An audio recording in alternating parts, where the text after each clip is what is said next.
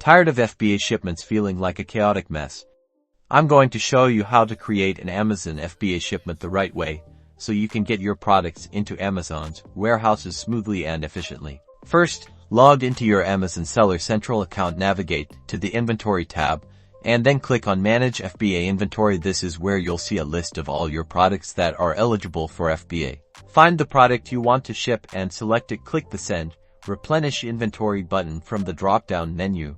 This will take you to the Amazon shipment creation page.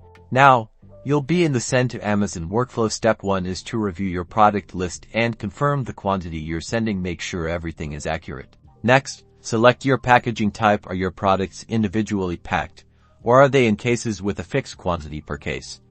Choose the appropriate option and provide dimensions and weight information. Accurate information here avoids delays. Now for the crucial part, labeling.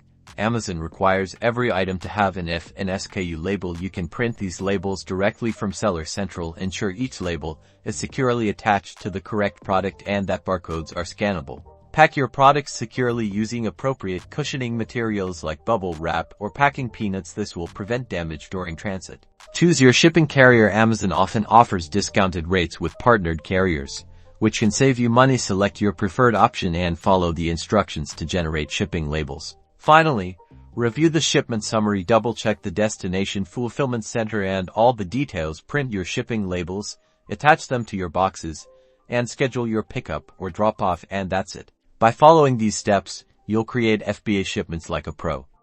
If you found this helpful, please like and subscribe for more Amazon selling tips. Good luck.